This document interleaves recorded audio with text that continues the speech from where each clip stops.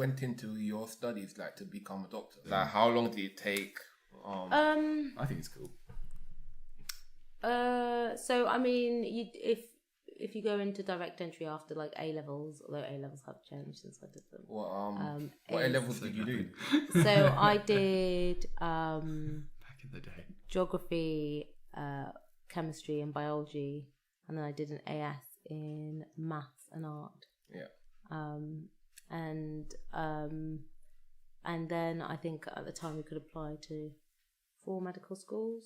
Oh. So, and I went to Manchester Medical School, which was good. University of Manchester. Problem-based learning. Yeah. Problem-based learning. Yep.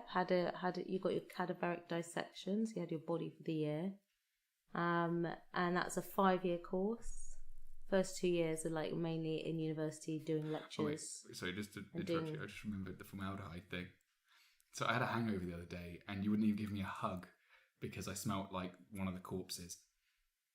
Because it What was you smell of formaldehyde? Yeah. So you smell of aldehyde, and then I on. realised why I didn't like it, and because it reminded me of formaldehyde. Let's So, She spent the whole day just calling me a corpse. Felt really weird. explain why. I don't know why you felt weird about it. The fact that you were like so hungover that it was like oozing out of your pores From was drinking. incredibly. Of that what? No, I'm not going to bring up that kind of medical issue. By the way, by the way, this is the time when I like to tell you about my leprosy.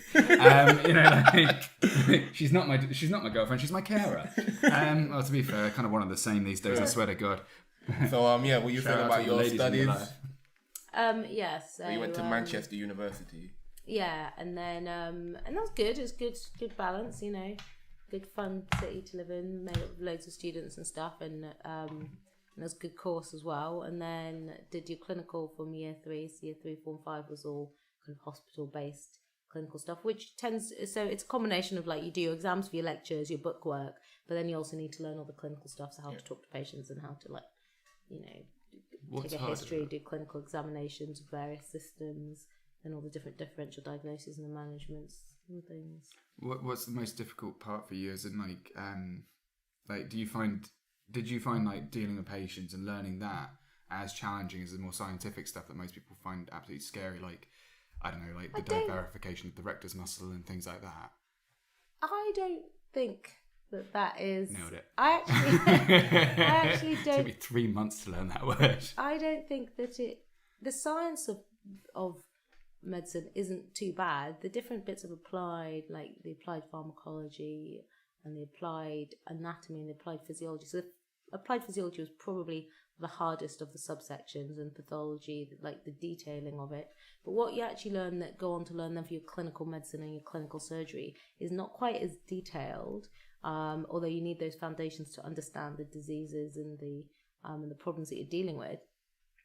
But actually, I think the most interesting thing is people often say like that medicine's an art, not a science. And I think there's a shit ton of science in there, though. I mean, you've so you need a chemistry set. It's actually interesting that people actually say that. Yeah, it's they an do. art, not science. Yeah. So you need the science to understand all the complexities of the diseases, but talking to somebody and listening to what they've been experiencing as into what type of symptoms they've been experiencing, and then finding out how that's manifested as in the kind of signs that you might see when you're examining them, is actually like a bit like detective work. And being able to kind of ask a really good history and to kind of delineate exactly what type of pain it is, where it's going, what's bringing it on, and then from that examining them, and from that then doing the right tests and finding the diagnosis is actually a lot more subtle, and it's probably the best bit about it is it is kind of investigative work. Your eyes are just lighting up when you're talking about this. Well, no, but it is that is the best. It's good that she's passionate. It's interesting. Yeah, exactly. You can see that. But the more really you do it, then it feels more simple, because actually there are lots of things, you become more specialised, and lots of things occur very commonly. And now tests are pretty good, to be honest. And then fixing it's actually probably the best bit, really. I mean, for me, certainly fixing it's the best bit. So the bit where you actually get to kind of either sort out the problem, either fix the hernia or take out the lump or whatever it is, and then hopefully have a kind of a good outcome is like really excellent. And I think when you combine that with the kind of the human contact and getting to speak to people and learn a bit about people's lives, it's just really lovely. It's really rewarding. What's the bit that surprised you the most about your patients? Well, they're all different, so I can't really lump everybody in together, I don't think. But I think for me, the thing that really keeps me going back even when the NHS feels really difficult is actually the courage when people are at a really low point in their life and they have to find a part of them to fight to get better or fight to recover or just to kind of keep on that journey to recovery, which for a lot of people is quite long and hard. And I think when you see the courage in people's eyes and how brave and compassionate that people can be when things are really bad for them, I think actually just fills me with absolute admiration. And I often feel that I feel like I learn quite a lot from that back. And I think that people teach me something when I see that. Like I feel like if I've had a really bad day at work and I think I've worked long hours and had a hard time. Is it possible, by the way, to come and have a bad day when you're a surgeon's boyfriend? Because I'm sitting there, it's like, I've had a really long day. She goes, oh, have you? Did you have to tell somebody they were going to die? And I'm like, no, I had to write a really long article. Oh no. Oh, that must have been hard. How many hours did you work? Like 9? Oh, it's funny though. Were any of them but at night? That's because you usually say that when I've had a really long day as well. You're sitting there looking like God, like the ghost of yourself. What kind of hours do you work? So generally, I think I've been logging it recently because I was wondering why I was finding that I get kind of tired and things. So it's usually between about kind of 50 to about 65 hours. So I'm contracted, it's European Working Time Directive, so it's 48 hours a week is what I'm contracted to do. But actually, if you just add up the times where you're a bit early, a bit late, doing a little bit 60 extra, hours. It always clocks in at that full. So, what kind of impact, first of all, does that have on your social life? And also, like, you like to work out and go to the gym and do exercise and everything. What kind of impact does that have on your your lifestyle? You would know. Would you change it if you could as well? Looking back over the years, you would I change? As in, like, would you in an ideal world, looking back, would you want to? Would I do a different career? Because of those hours that you ended up having to do, as opposed to the ones that you were promised when you were young. Do you it's not the hours. Well? It's not the hours that would stop me. There've been jobs where I've worked less and therefore be able to go to the gym more regularly. Yeah. It's really, really tough because actually, I think that I prioritize my health quite highly, so I will try and get some physical exercise in. But I don't think that is. I think that does take away from. So that for me is often where I will do my socializing. So I've got a lot of friends who I work out with, or that's where I would choose to meet people. So you kind of combine both.